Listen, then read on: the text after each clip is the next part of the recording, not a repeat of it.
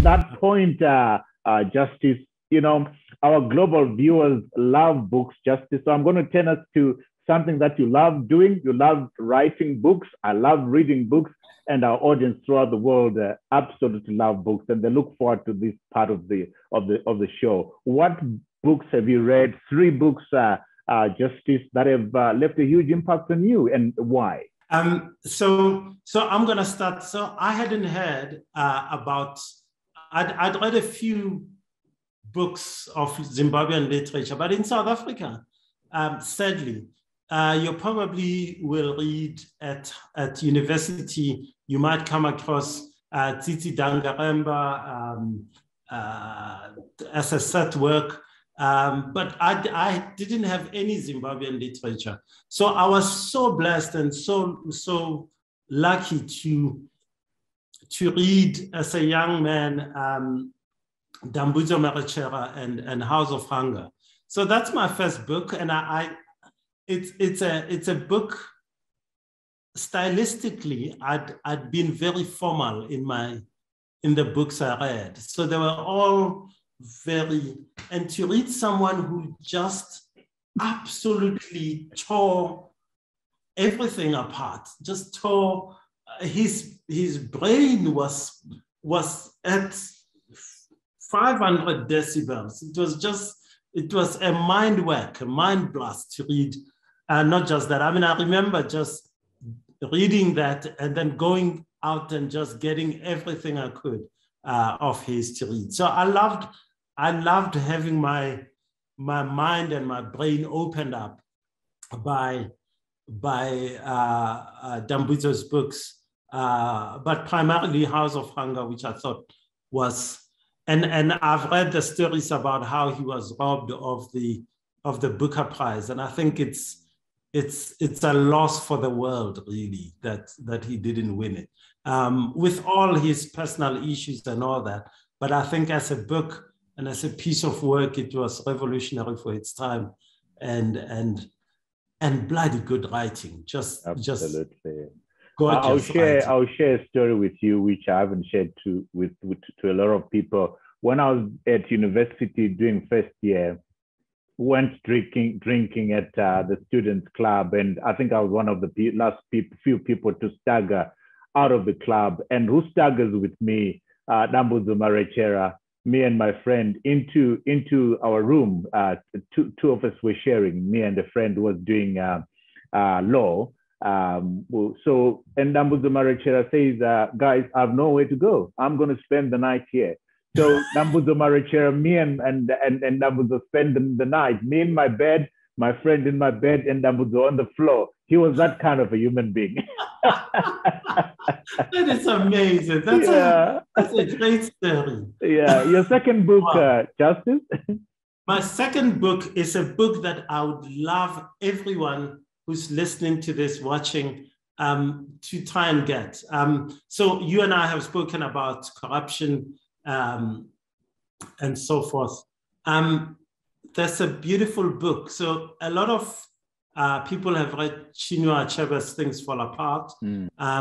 But the second book in that series is called No Longer at Ease. Yeah. And it's about, it's post-colonial Nigeria, 1950s, and there's a young person full of hope, and it comes from this small village, Okonko's village, from the book. And the people of the village put money together. He gets accepted into Oxford University, goes off and reads classics or something like that. And the book starts as he's coming back home on a boat on a ship from England, and arrives back home, and he gets a job in the civil service. And it's the story of this young man full of ideals, and you read about him. You read about post-apartheid South Africa, Zimbabwe. And all of us with these dreams and hopes and optimism, and he takes a bribe, and it's a devastating book. It's a beautifully, simply written book, It's thin but it goes to the heart of everything that we've discussed today and how we perhaps get out of there. But I see myself, I see my contemporaries, I see our continent in it. It's a beautiful book, and I love it. I agree with you. Love the book, love the book. Yeah. The third one, Justice?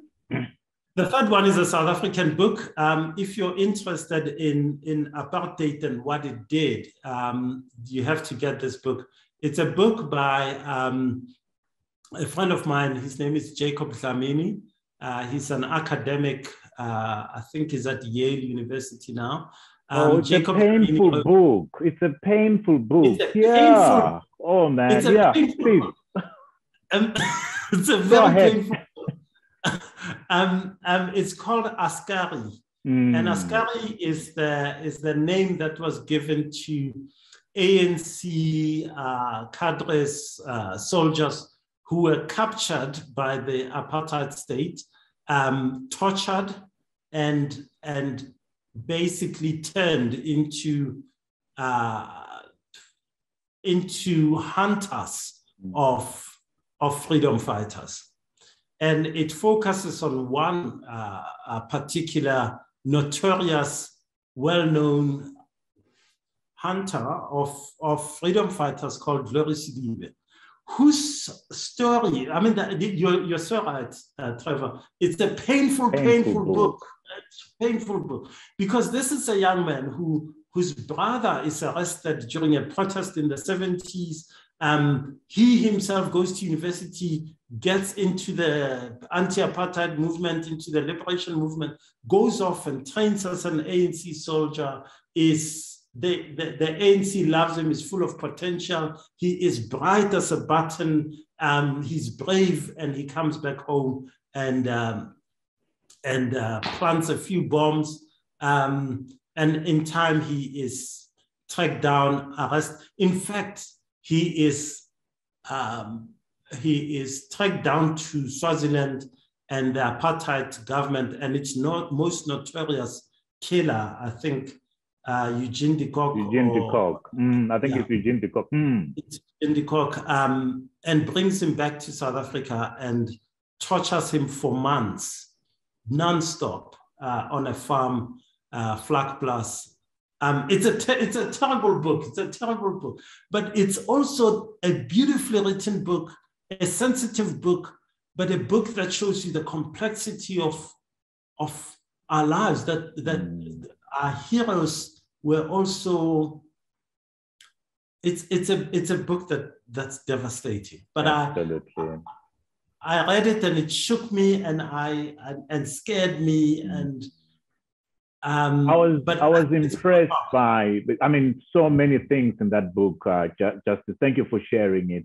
But one other thing that, rather in addition to that, one other thing that really impressed me was the research, the thorough research, the recourse to primary sources and that kind of stuff. I mean, it's mind-blowing. When I say it's a painful book, I'm not saying people shouldn't read. It's a must-read book if you want to understand the liberation struggle in South Africa, the ANC and the so-called sellouts, the necklacing and so forth. Absolutely beautiful book.